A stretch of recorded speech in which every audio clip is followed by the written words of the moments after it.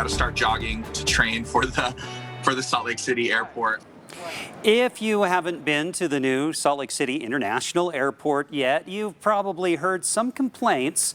The most common one has to do with how much walking it takes to catch a flight. Well, Fox 13's Kelly Chapman put her pedometer to the test to get to the bottom of how much walking is required and explains why it could all be changing in this in-depth report.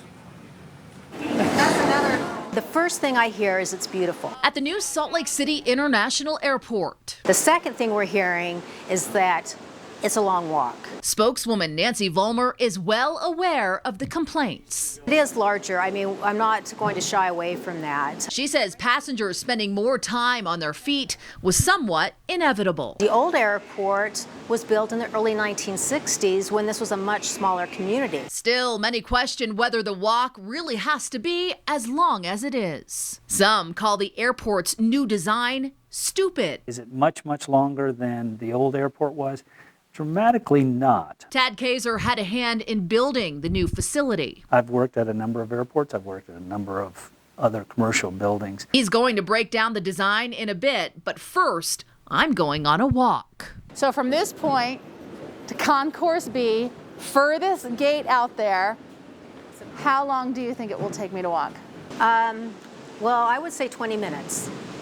How many steps do you think I'll be walking? I'm not sure of the steps, but it's a little over half a mile, so. I'm measuring steps, time, and distance from the TSA checkpoint to the furthest gate on Concourse B.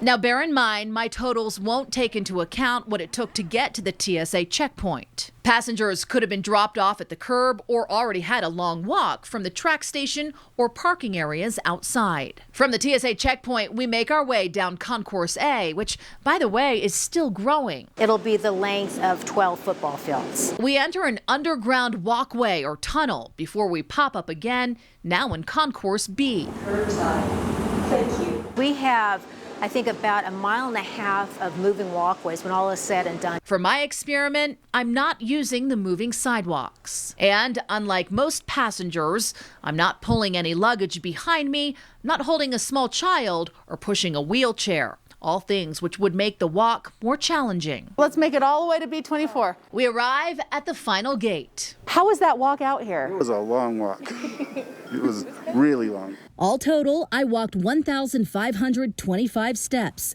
a distance of just under 3/4 of a mile in 20 minutes. You have to walk. It's a linear concept concourses. Tad Kaiser says at the old airport, terminals fanned out like fingers, which was bad for planes. There were many times when an airplane would have to stop and basically idle because they couldn't come in between two fingers and park in their gate because there was another airplane either waiting to push back and so on and so forth. The new airport's concourses are long to accommodate more and bigger planes. It comes down to aircraft type, size of aircraft, wingtip to wingtip. That's what basically set up the length of the concourse. Critics say this means the airport favors planes over people, but the walk for most passengers will get shorter. Once the central tunnel is built, you're only going from the central terminal building into the central tunnel out to B, and then you find your gate. It could cut off maybe 2/3 of the walk once this is done. Yeah, if you're coming to these gates, it definitely will. But relief is still distant. The new central tunnel, as it's referred to, connecting security in a straight shot to Concourse B, won't open until 2024, after the remaining concourse and gates are built. So if you are going to the new airport, allow for extra time since it is still under construction, with travelers feeling the growing pains. And if it is any consolation to passengers bothered by the long walk to the gates, it could be worse.